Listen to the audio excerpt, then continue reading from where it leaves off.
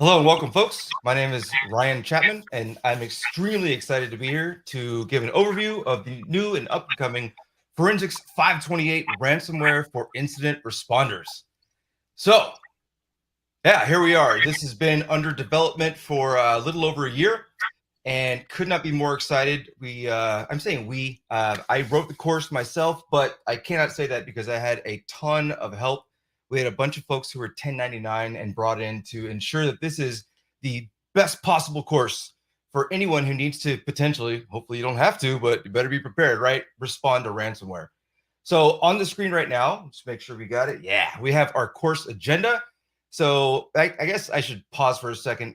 By the way, this Ryan guy on your screen. So I have been working as a principal incident response consultant for about 3 years now, a little over that.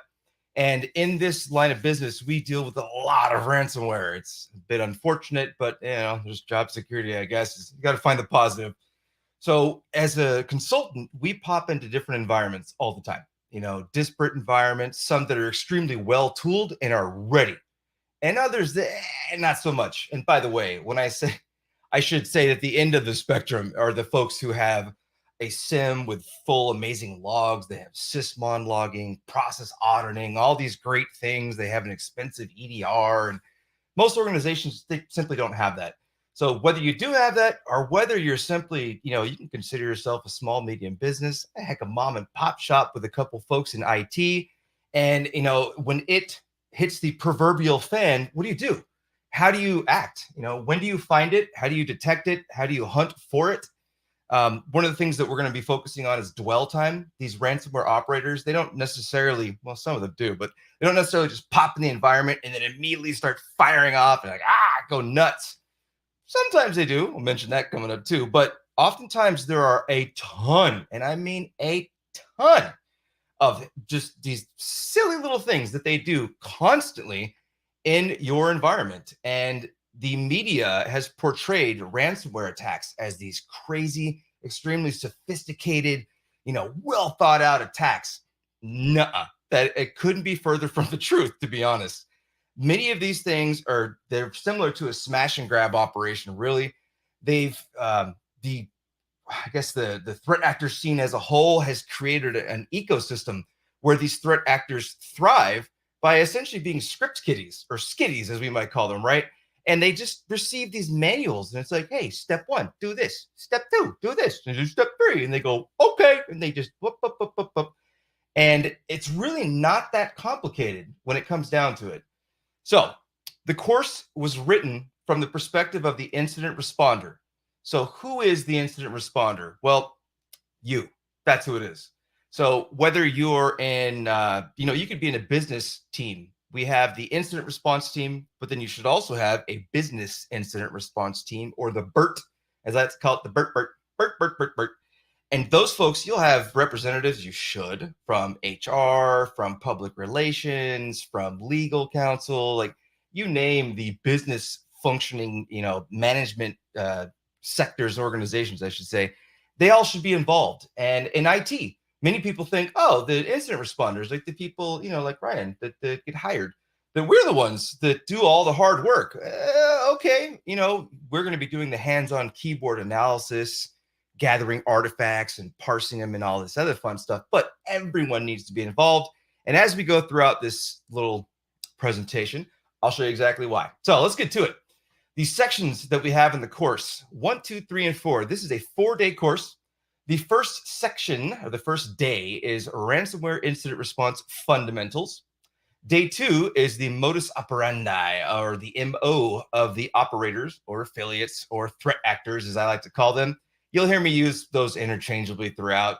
I'll show you the roles coming up, but essentially I call them actors, right? The bad people, the hackers. So the MO section on day 2 really breaks down all the different phases of the attack lifecycle and how they carry them out, what tools they use, why they're so common, how they're easy to detect if you're just looking for them. Like, it's really not hard. And then we get into the advanced ransomware concepts on day 3. And the course is wrapped up in a big, pretty little bow. No, a big, pretty little? That doesn't make sense. And a big, beautiful bow. How about that? Like a brand new, expensive car on Christmas Day. with a course capstone. And the course capstone challenge is a full day hands-on. You can consider to capture the flag, a CTF if you'd like.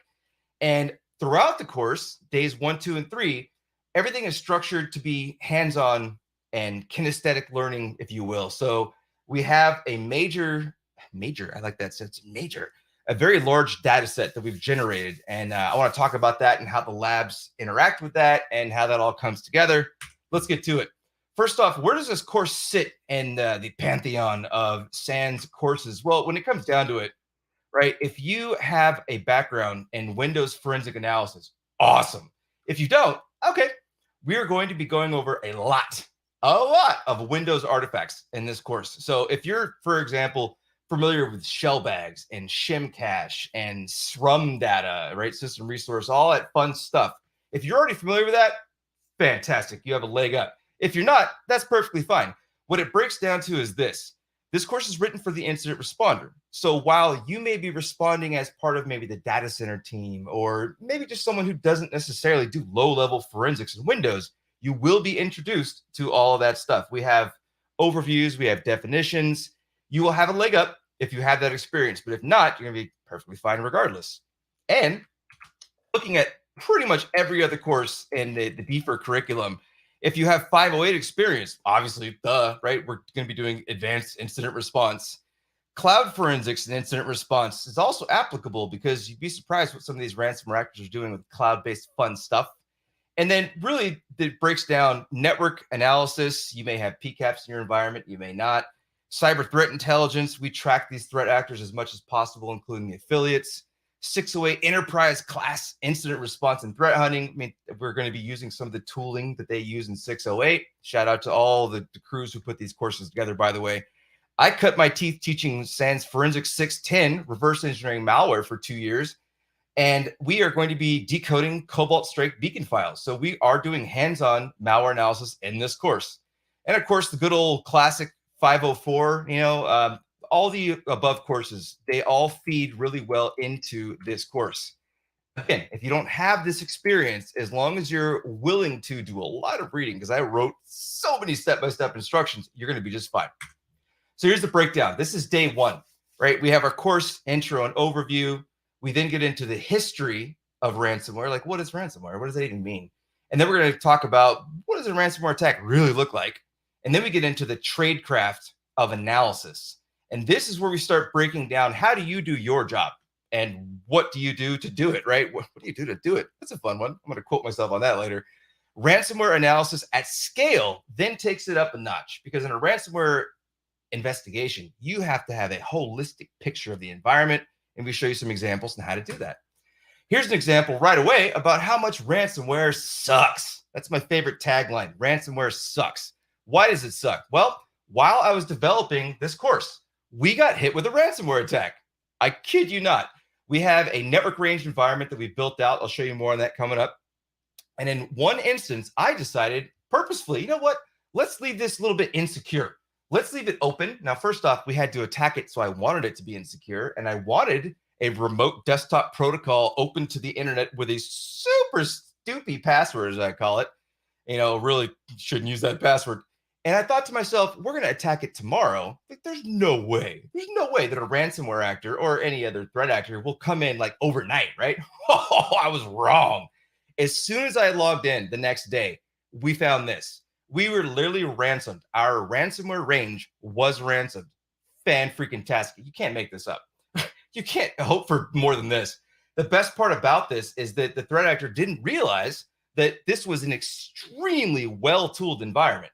I had all the bells and whistles enabled. Sysmon was running. We had a hunting elk distribution. All the logs were being offloaded by WinLogBeat. Everything was configured. Logs weren't rotating as quickly. Everything was great. So I got to analyze the whole thing. I was like, you silly. You shouldn't have done that. So the focus of the course is applying digital forensics and incident response techniques to ransomware. This is not necessarily a defense preparation course. This isn't like, let's go into Active Directory and configure these things and do that and do this and click here and set these GPOs. That's not the design of this course. But as we go through the various attacks, I definitely do talk about, hey, this succeeded most likely because this wasn't enabled. So there are a bunch of these preparation steps that people can still learn. It's not a general IT management course in terms of how do you get to get, like, how do you get PR and how do you get your legal team to, work with threat actors to potentially pay the ransom. Now, technically, we do discuss that actually for a good half an hour at least. But the whole point is that what this really boils down to is the hands-on. I always say that phrase. Anyone who knows me right now is like, he's going to say it again all day long, and I will. Hands-on response to ransomware. So if you're familiar with some of these artifacts, and you can find a lot of the artifacts that we go through in the Windows Forensic Analysis poster that's heavily associated with Forensics 500, probably eventually created that back in the day. Tons of SANS instructors have contributed to it, and a bunch of our incident response courses focus on this type of data. If you are familiar with NTFS analysis like MFT, the USN Journal, why it's important, how you may have around 48 hours to obtain it, things like that. If you're familiar with regular expressions and base64 decoding, awesome. If you're not, this would be a good time right now to take a little screenshot of my screen here and just kind of get yourself a little prepared, if you will. We map our tactics. So I use the tactics. I try to avoid mapping too many techniques, but the tactics to the MITRE ATT&CK framework, because it's IR in 2000, what year is this? 2022. If you don't have it in a course, like, what are you doing? So these are the major phases of an attack, and we map them all to exactly how ransomware actors do their dirty deeds. Our virtual machines we provide, there are 2 custom virtual machines. Shout out to Mark Hallman. Thank you so much, from SANS SROC. That's our development crew who helped put these together. And we have a SIFT workstation, and we have technically a Windows SIFT workstation. I'm going to take a moment right now to show you what I'm talking about. You're going to receive 2 virtual machines, and this is one of them right here. This is obviously the Windows machine. We have a bevy of tools included, all the Zimmerman tools you could possibly want. We have a bunch of the Nearsoft tools, actually all of them, the Nearsoft launcher, if you're familiar, a bunch of malware analysis tools for fun things, a bunch of posters preloaded. We have our lab data over here. Come here, buddy. There you go. So here's some of our lab files, for example.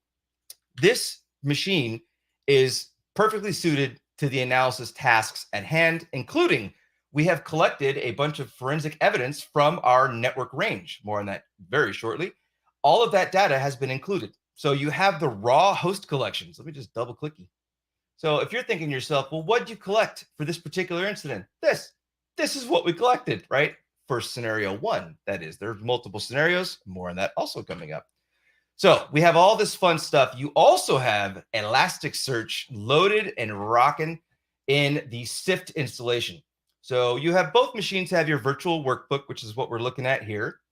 We have TimeSketch loaded for scenario 1 data. There's 2 scenarios, attack scenarios.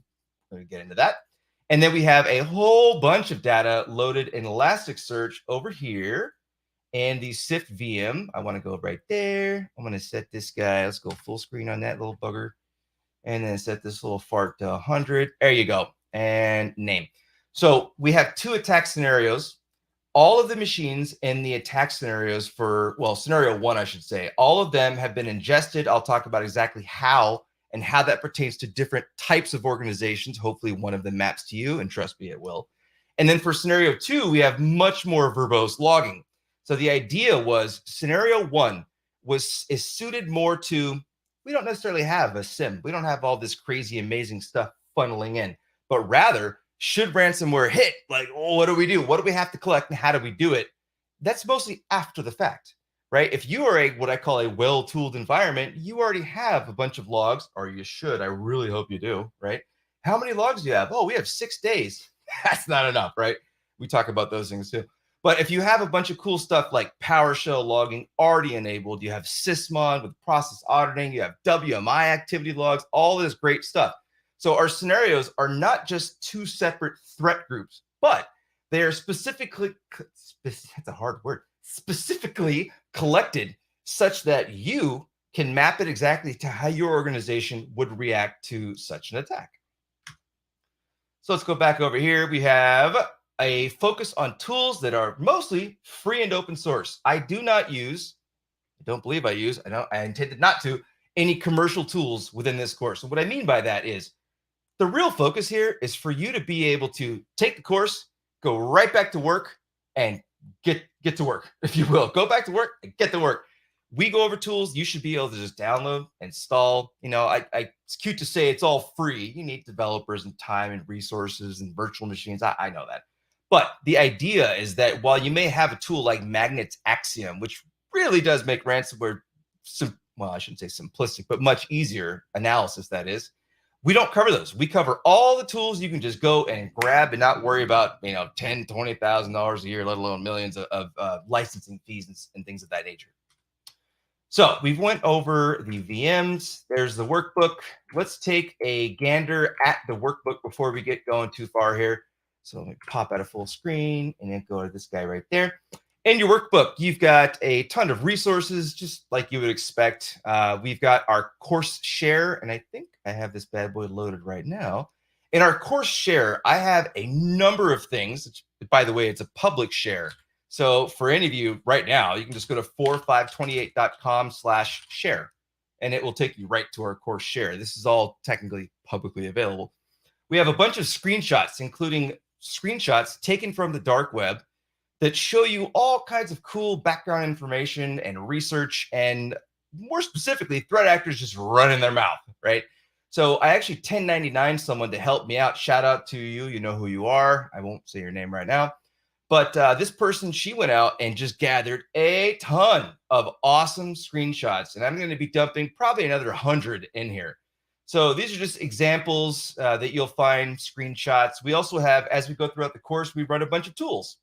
And when running those tools, or talking about them at the very least, I wanted to show examples that you would get from running those tools. So if we're parsing or piecing back together RDP cache bitmap tiles, right? Here's examples of exactly what I obtained via the RDP cache from the ransomware attack that we experienced, right? Not the one we curated, the one that we were like, what is this? So anywho, check out the course share. That's located in your workbook. In the workbook, we also have troubleshooting, of course. And then we have our information on Samaran Protect, or Samaran, if you will.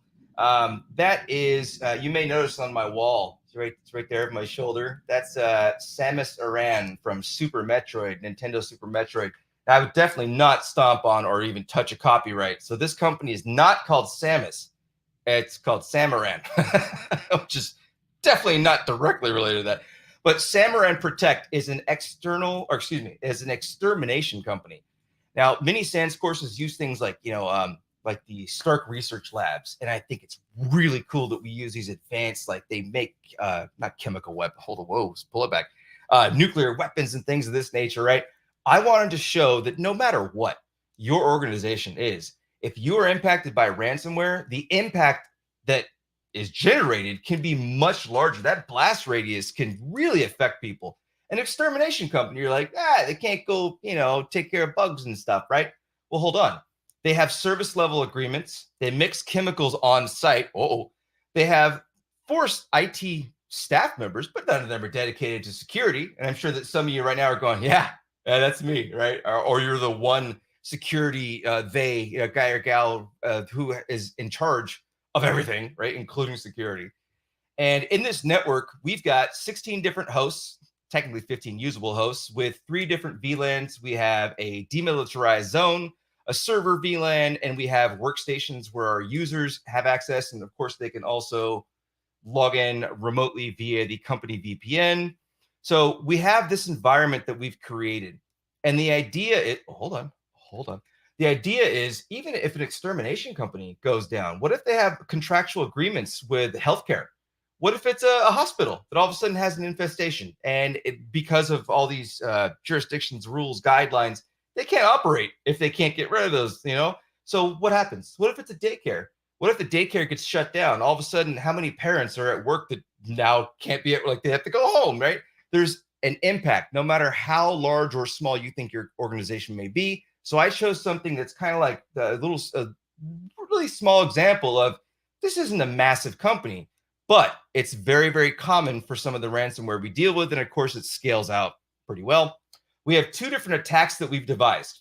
We have created two different ransomware groups. They are an amalgamation of the current day and, for the most part, active right now, threat actors that we see. I didn't want to focus solely on Group A or Group B, for example, going with dark matter or what have you, because they're so ephemeral in nature. And I didn't want to have like, oh, we're learning about this one group. Well, then now they're gone, right? So we took all the different methodologies from these various groups and put them together. Shout out to Cody Starks and Chris Brewer, who were extremely helpful, by the way, in the development of this course specific to the attacks and, for that matter, the questions and answers for your CTF, which are based on the attack data. So we have Blue Locker. Blue Locker comes in via RDP, and they do stoopy stuff. When they come in, the aftermath of that is reviewed after the fact. So scenario one is built more like you don't necessarily have all these tools in place. Ransomware hits, what do you do? Scenario two is Balrog. And if I move my camera, you'd see I actually have Balrog or Boxer from Street Fighter on my wall there. So Balrog is another amalgamation, but they come in via phishing. There's an Excel file. The Excel file, which I built and I was all happy to do because I love malware, has a VBA-based macro downloader, which downloads a stage one. That stage one, by the way, was built with Scythe. So shout out to George Ochias and his crew. Great tool. That then basically mimics a malware as a service. So Iced ID, for example, Hansard or Emitet, whatever you want to call it. That then downloads a stage two. And then after that, Cobalt Strike comes into the mix. Come on. Why? Because we see it in so many ransomware cases. So this scenario is not just a completely different attack, not just the entry method, right? The infection vector, but rather everything about the attack is completely different, okay? However, the data that was collected is in a much more well-tooled, I keep saying it, I'll just keep saying it, well-tooled fashion. We have a hunting elk instance live in the environment. We have Sysmon installed on all the hosts. All this data was fed in. We exported all that data, and guess what? It wound up here in Elasticsearch. So not only is the data from each scenario different, the attack, the TTPs, right? But also the methods by which they were obtained, and thus the data you have available to you. And that's what we also teach you in the course. If you collect data one way, you will have certain things available to you, versus if you collect it another way, you may or may not have those things. You'll have other things. How do the field mappings come into play? How do you find data in each of those cases? We go over all that.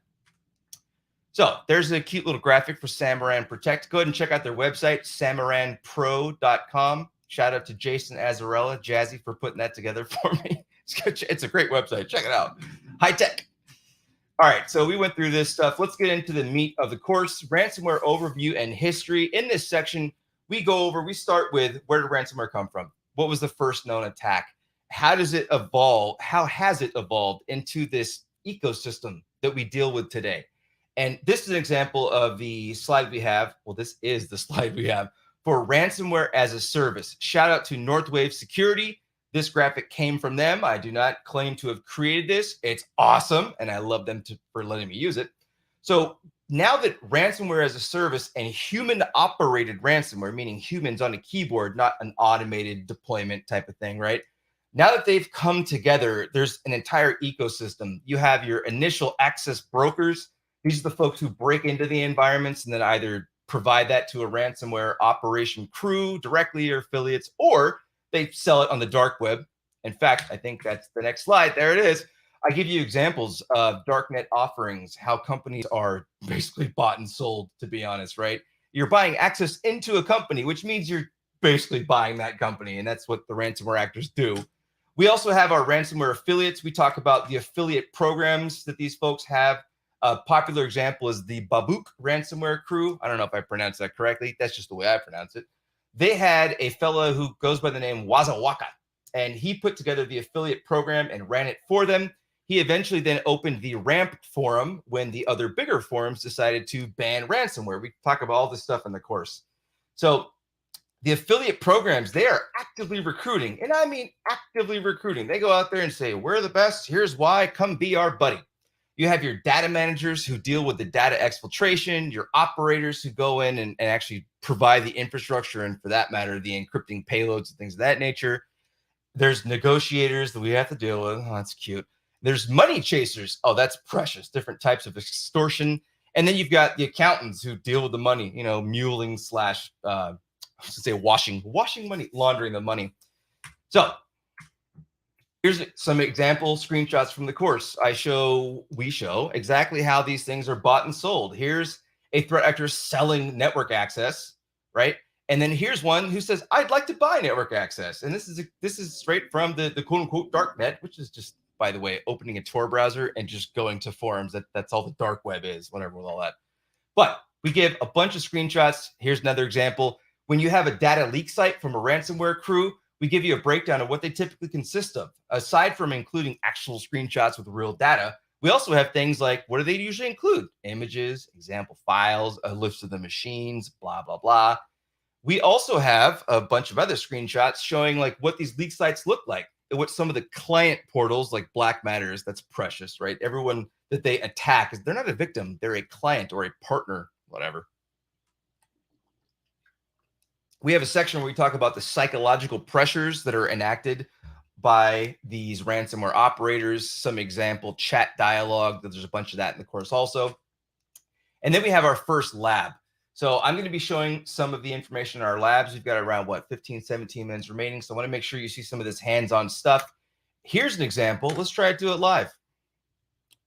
I'm sure Steven and the SANS folks are like, live? We didn't talk about live, Ryan. What are you doing, man? So we're going to go right here. We're going to go to that guy. We're going to type in that guy. We're going to do that guy and that guy. Oh, of course. Well, I got to spell it correctly, I guess. That would help. Hey, come on. There you go. So we have an example, lab 1.1, where you log into a ransomware analysis, or excuse me, a ransomware generator, and you actually build some ransomware. We're going to show you how to build out the ransomware, how to manipulate the ransomware, so on and so forth. Give me one moment. Luckily, that was empty when it opened. That could have been funny. Oh, goodness. I prepped. I'm kidding. All right. Give me 1 second. I'm going to go over here. We're just going to live log into this sucker. Give me that guy. I want that guy. I talk to myself a lot. I know. That's okay. I want that guy. We're going to log in live. There's the username. And here's one of the passwords for the students. And log in. Survey says. I think it's going to log in. It's going to do it. Here we go. Check it out. Ooh, ooh, yeah, baby. All right. So we talk about ransomware builders and how this facilitates a turnkey solution for the ransomware operators to then hire affiliates and provide custom payloads for them. So here's an example. We talk about how to build out payloads. Hey, look at that. And let me zoom in. Let's see if this works. There we go. Look at the top right-hand side here. I can't draw while I zoom. I almost pointed at my screen. See right there? Stuck it out. Top right-hand side, encryption method, override and rename versus copy and remove. That is specifically how the ransomware, or I should say how the encrypted files are written to disk. And that will affect your forensic analysis. How is the MFT going to be different? How's the log file and the USN journal going to be different? We talk about that in class. We can set a custom encryption message, which we do in the course. A custom image, choose which targeted directories we go after, choose which file extensions we want to encrypt. We add a couple custom ones in the class. We generate the payload. That's just an example of one of the course labs. All right, understanding ransomware attacks on day one takes us into what is the flow of a ransomware attack? Like what happens? This is CertNZ's fantastic graphic. They have another one that does show mitigations. This one's cleaner for now, so I include it. And there's an overview of here are the various stages of ransomware attacks, right? You may have phishing or vulnerability exploitations, or, well, that's also phishing, or RDP, extremely common methodologies of getting in, which is the password guessing to valid credentials. But then we get into Mr. Alan Liska's, thank you again, sir, for this graphic here that shows you basically the breakdown. Initial access, let's highlight this guy. Initial access through recon and lateral movement, data exfiltration, deployment of the ransomware payload, by the way, and then overall extortion methodologies. There's a great number of tools. I'll just highlight this section right here. Look at that. Whoop, right there. These are phenomenal examples of things we see over and over and over and over. It's not these special tools that are crafted for every little attack. No, it's the same thing over and over and over. Like you said that already. I know. I'm doing it for a reason. Okay. So we talk about all the different phases, the tooling that we commonly see there, and then we start getting into how do you analyze all this. If you have not yet ripped apart the Windows Forensic Analysis poster or the Hunt Evil poster, commonly associated with Forensics 508, make sure to become familiar with those bad boys because we pull a lot of artifacts and review them that are defined and discussed and detailed quite a bit in those two posters. So here's an example of where if you come into the course and don't have a forensic background, if you will, right, or incident response background, some of this stuff may be a bit new to you. Windows event logs, sure. NTFS metadata, okay. Registry hive files. The registry, right, is a logical formation in memory that comes from a bunch of files on disk, which, by the way, when people say fileless malware, I always start to get all like hot in the ears, like, ouch, there's nothing such thing as fileless. If it's persistent, it has to live somewhere on disk. Get out of here. Anyway, evidence of execution like user assist and shim cache and am cache. If you're familiar with these basic types of things, great.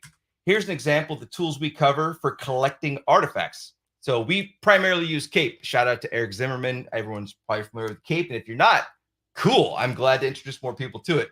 Siler, which is a tool that we use at day job where I work right now. We've actually provided, I'm saying we, but Chapman, Bryce, because he's awesome, provided the most recent update to that bad boy. And then the Cons of PowerShell response framework.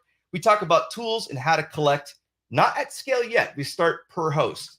Here's an example of all the individual directories and files you may want to collect. These are the default files that Siler collects. So take a moment to take a look at what you see on the screen here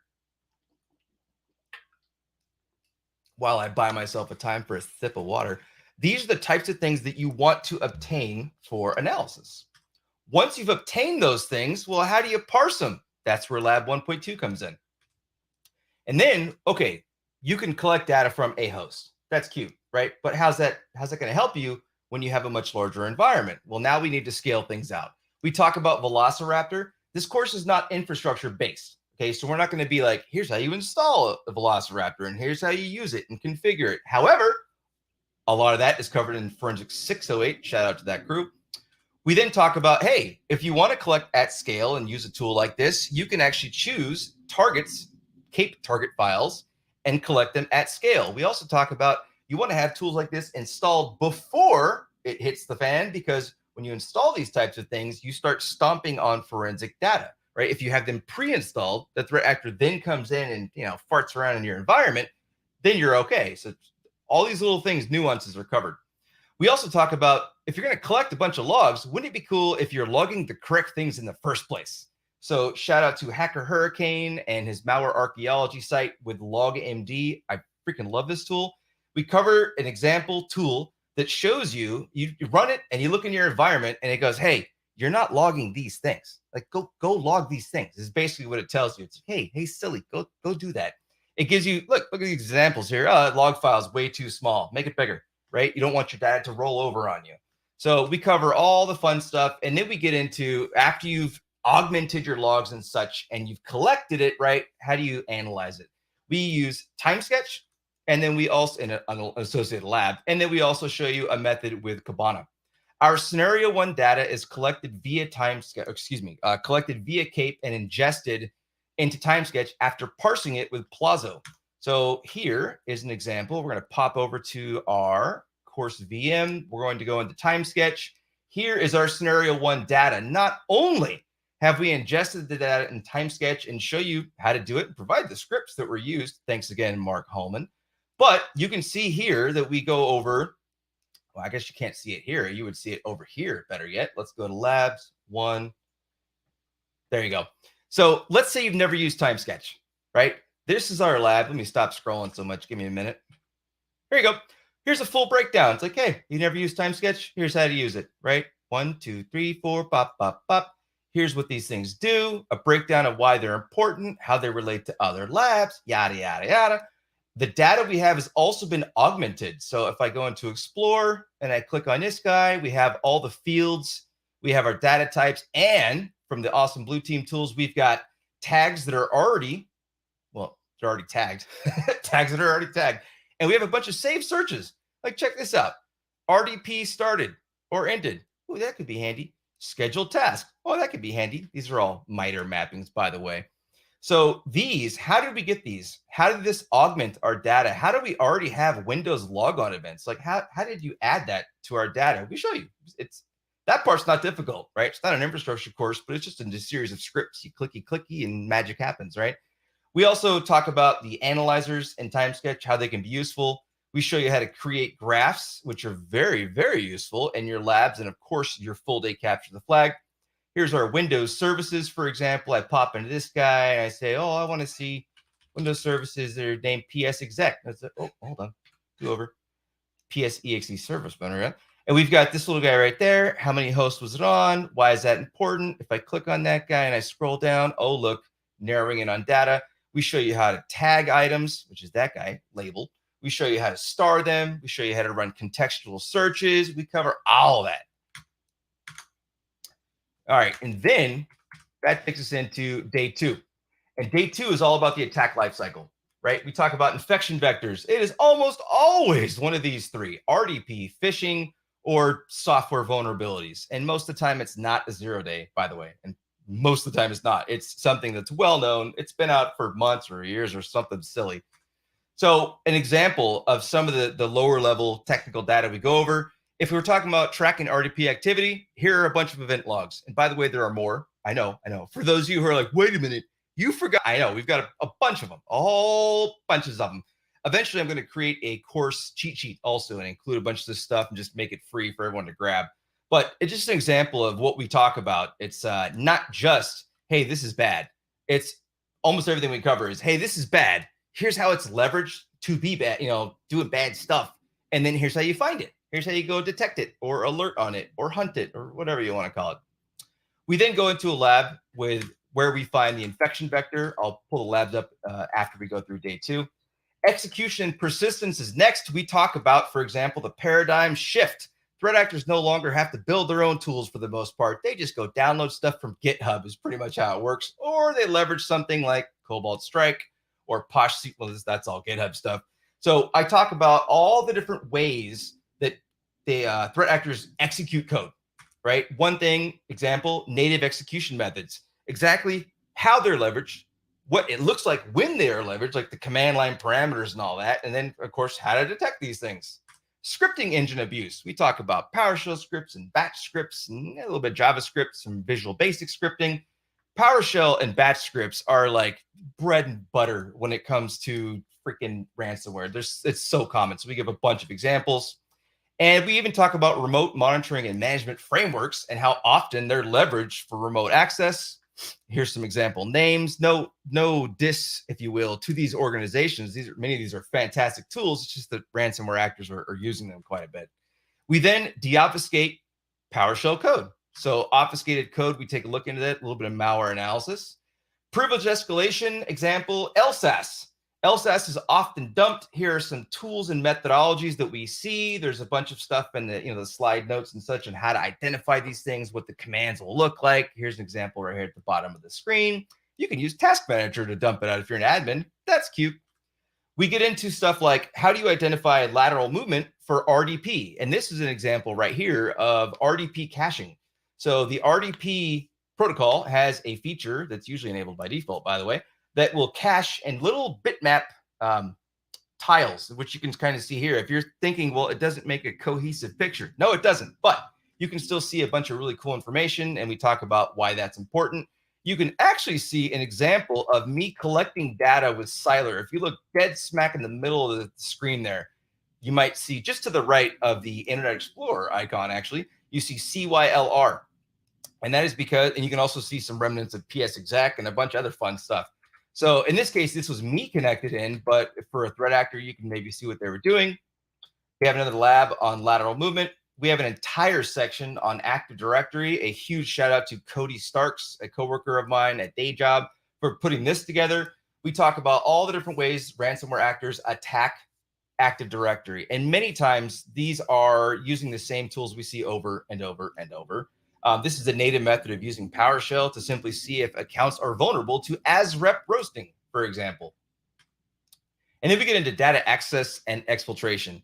And in data access and exfiltration, we have a lab that goes over all the different forensic artifacts that you can use and how to identify, data access occurring using those artifacts, which takes us to day 3. But first, let's take a look at some of these day 2 labs and go away. Day 2. Hello. For finding the infection vector, we go over stuff like Office applications as parent processes. Why is Word a parent to a file called servicehost.exe or scvhost.exe? Like, what's that all about? We talk about Outlook content and downloads, the Trust Center, which is something where Microsoft has a built-in feature where when you click enable editing or enable macros or whatever, it actually adds the document to what is known as the Trust Center. So we talk about Trust Center analysis. I show you event IDs and information that's important for tracking registry data, such as using Sysmon event ID 13 for looking at these trust records to get filled out. Here's someone selecting to trust a document. How do you review that in your environment? All these kinds of fun things. We also get into PowerShell deobfuscation. So we start with an ugly looking PowerShell script. Let me show you an example. Hold on. There you go. This is just standard encoded, but it looks ugly at first, right? It's a base64 stuff. We break down all the parameters, like why are these used? What do they commonly do? Why are those important? Things like that. Identifying data access and exfiltration. We use US and journal and MFT parsing. We make some educated guesses to find some really cool stuff. Just a kind of overview of some of your labs. We look at we use Timeline Explorer a little bit for our CSV files. And then, of course, when we scale out to Kibana and TimeSketch, we jump into those guys for at scale.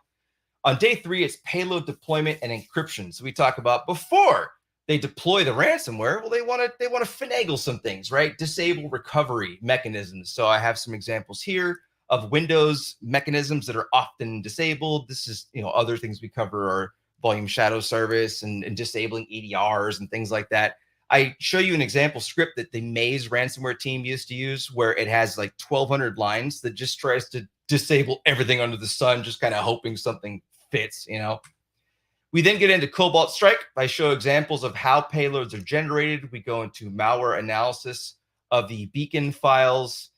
And that takes us into what if you're about to be ransomed, you are being ransomed right now, or you were just ransomed, right? How does that all play out? What do you do? Who do you contact? What steps do you take? What teams do you have assist you? All these types of fun things. And if you look here, like if you don't have a plan ahead of time for your security tools, if you have to go dark and cut all internet connectivity, what if you have an EDR and now that EDR agent can't beacon out to the cloud? You should already have your pinhole rules all set up, right? So if you don't have these things ready to go and you do cut internet access, you may cut yourself off. So how does that work? So we talk about a lot of these considerations. We then get into a case study of the Conti ransomware group and then talk about hunting ransomware operators.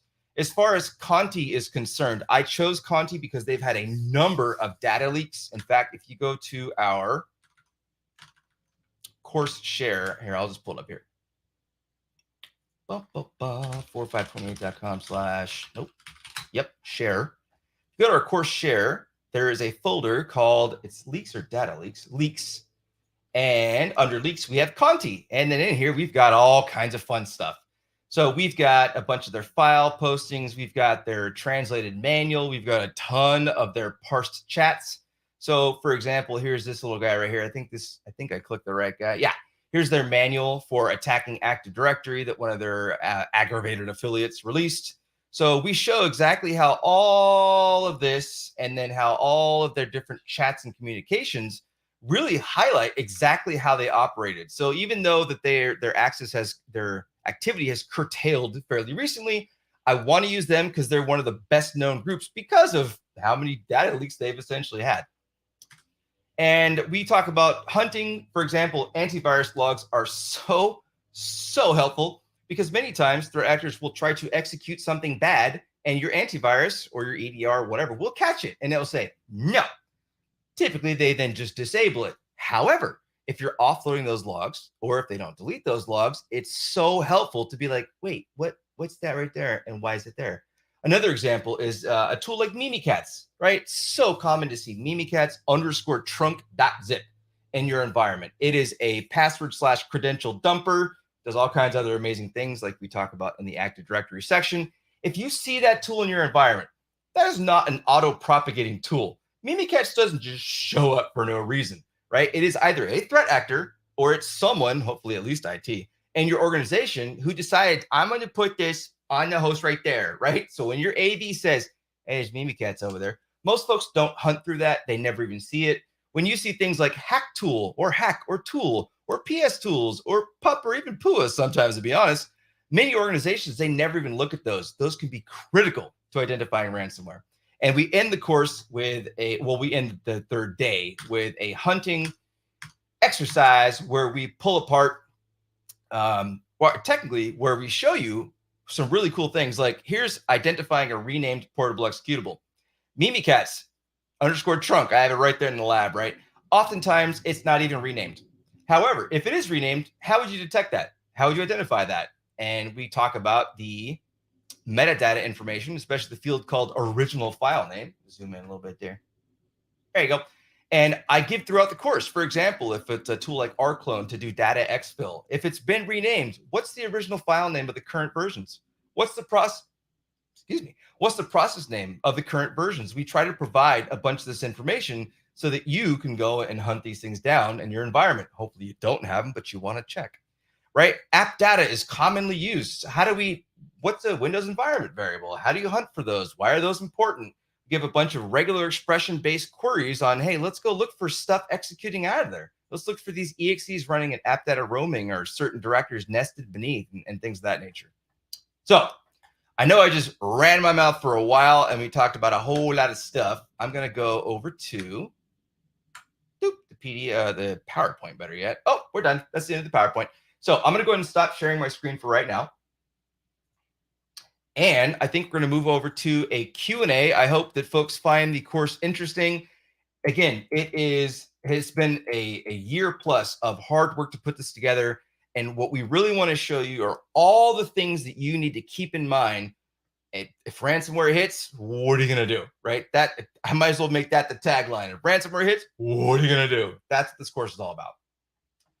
All right, we're going to move over to some questions. I've got comments over here, starred questions. Here's one from, I guess I won't mention names in case folks want to be anonymous, but is this course suited for beginners or any prerequisites? So the prerequisites that I highly recommend, the number one is Forensics 500 or the knowledge you would obtain there. And to be more specific, if you simply just go, and by the way, they're in the VMs, right? So on the desktop of our VM, we've got, here you go, Windows Forensics poster. I'm just going to click it. And I'm not sharing my screen anymore. Let me fix that. Share. And share screen. And I want to share the correct screen. Don't choose the wrong one. All right. Here, you should see the screen. There you go. This poster gives you a great example of what we're talking about. If you're not familiar with things like, you don't want a mouse wheel, huh? Okay, we'll do it like this. There you go. If you're not familiar with user assist or shim cache or things of that nature, you'll want to familiarize yourself with these things. Right? Honestly, if you read this, just do some Googling, then you may be suited. That may be enough. But we cover everything in the course. It's just that if you've not ever been introduced to them, it will be pretty darn new for you, and there will be a learning curve for darn sure. So that's one example. And then another idea is to look at the Hunt Evil poster. And if you look at these processes and you're like, you know what, I don't know what services is. So how does that apply to ransomware? It's going to be far more work for you to get up to speed in the course. Services will typically run SVC host instances, which are then the handlers for actual services. When services are installed, there's the 7045 event ID that triggers. If you're familiar with those types of things already, awesome. If you're not, I highly recommend you check out these two posters, like top to bottom, and then again and again and again. So this is not a beginner course. It's currently a 500 level course. We'll see after our alpha, which is, holy goodness, it's tomorrow. I trained the first one. Ooh, I'm so excited. So we'll know what folks can expect going forward from the perspective of, I don't have a ton of experience in the field, thus far. after our course alpha. Another question, how extensively do we cover cloud response? Not very extensive at all, actually. I spoke to that earlier in the day, and now that I think about it, I'm going to pull back a bit. We don't really go into, for example, in Azure, how might ransomware hit you and things like that. We do talk about if you have, backups, if you're using like Azure files, Azure backup files, using write once read many like worm, so that you don't have the ability for a ransomware actor to go in and destroy your backups.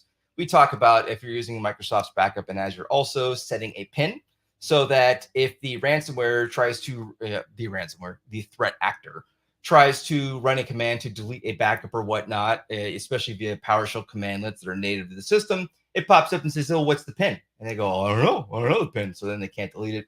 But it does, the course does not go at all actually deep into specifically cloud-based intrusions.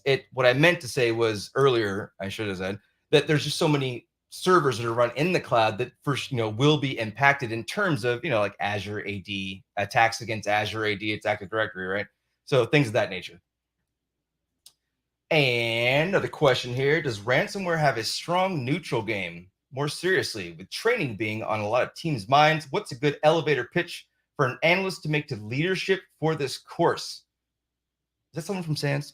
That sounds like a great question. Like, how do we get people to take the course? I would say that I'm not super sure about the strong neutral game part, but here's the thing. The elevator pitch is that ransomware is portrayed as this crazy advanced attack, but in reality, it's not. But there are so few people who are truly familiar with what it actually looks like to be hit with one of these campaigns. And we all need to train ourselves up. We all need to become far more familiar with what truly happens because it's a new ballgame, right? I was in an organization for many years. I see some familiar names in the chat, by the way. Hi, all of you. With the organization for 7 years prior to where I've been now for 3 years. And it was a very large organization, extremely well-tooled team. And I mean like extremely well-tooled. We had all kinds of developers just for security and all kinds of fun stuff. But we never got hit with a massive ransomware campaign, which, by the way, that's a good thing. Duh, right? Even that group, if you get hit with ransomware, all of a sudden you realize, oh, this is very specific type of attack. You do realize, it's really easy. It's not that difficult to deal with, I should say, in terms of what you collect and how you analyze it. It is a major disaster, no matter what, if you get hit with ransomware. So the elevator pitch is really that so few people understand what ransomware really looks like, what an attack truly looks like. And we provide step by step. This is exactly the types of things you'll see. Here are the process names. Here's what they're doing. Here's why they're using this. So the goal is just you need to be prepared because when ransomware does hit, if you're not prepared, the magnitude of that attack is just through the roof. The more prepared you are, the less downtime you're going to have. You're going to have downtime no matter what. But the more attuned you are, the better you're going to be equipped to deal with it all. Question, how organizations should prepare for something like DarkSide? Wondering specific to DarkSide in terms of their TTPs or anything more specific you want to add there to that question. The reason I bring that up is that DarkSide is at its heart. I'm just going to Google DarkSide ransomware, right? The Colonial Pipeline attack is, I assume, why this question came up. So when DarkSide hit the Colonial Pipeline, many people ask the question, how do we avoid such, here, U.S. Department of State, right, website. Let's go full screen on that guy, zoom in a little bit. They ask, how do you prepare for stuff like this? How do you prevent it? Well, let's talk about DarkSide. What was the infection vector of DarkSide? The infection vector was a remote access account for an old employee that was never disabled. That's what it was, right? 99% of the time, and I made that number up. I just pulled it out of thin air. Don't quote me on that number. Most cases, I think everyone I've ever had of ransomware that I've worked and that buddies and coworkers and friends have worked, it comes down to a failure of security 101 practices almost every darn time. Sure, there's 0-day cases like Kaseya and things like that. How did DarkSide happen? Because of a failure of Security 101. When an employee leaves, what do? There's an offboarding process. I should say there should be an offboarding process. What does that process entail? It entails things from an HR perspective. It should also very specifically entail things from IT, including asset management or digital asset management, account disablements, deletions, maybe not deletions, things of these nature. They're all critical. How do you prepare for DarkSide or a crew just like them? You follow Security 101 best practices. You enable MFA. You ensure RDP is not enabled on this, let alone your DCs or something critical like that, to the internet. But there's and we cover a lot of these in the course, but a lot of it is just following security best practices. And from my old day job, Sean, if you're out there, you taught me that Security 101 failures thing. I don't know how many times you said it, man. And it's just the same thing over and over and over and over. So while the attack may have looked as though it was extremely sophisticated, when it really breaks down, it was just another ransomware attack. In my mind, it's just another ransomware attack. There was nothing super special about the DarkSide ransomware attack. And I debate that all you want with anyone. Whoa, they did this. Whatever. No. Yeah. All right. I'll digress on that and go all day talking about that. So let's see what else we got here. I don't think I see any additional questions that were coming up on time. I think that looks like mostly about it. Yeah, I'll call it unless I get a random question that pops up, but I think we're just the top of our hour. So, hey, I want to thank everyone for hanging out and really, really appreciate anyone and everyone showing interest. A lot of love out to the SANS family for supporting me personally throughout this development process and my family for putting up with me. And I wish we can get this into the hands of as many people as possible to truly understand what's it going to look like, when it does happen. What's it going to look like, and how do you prevent it by understanding the general failures? Password dumping and credential access. Like, do you have Credential Guard enabled? It's free. Microsoft provides it, right? What's your domain forest level? Oh, it's 2008 because of some excuse. Like, oh, that's cool. Like, that's awesome, right? That's a huge failure of what? Security 101 best practices. So if you're interested, I'd love to see you. We have a number of instructors already lined up. They're going to be sitting in my class starting tomorrow, right, for our alpha and beta runs. We're going to try to ramp this sucker up, get an on-demand course out there as soon as possible. Once again, my name is Ryan Chapman, author of Forensics 528 Ransomware for Incident Responders, and I'd love to have you come take the course.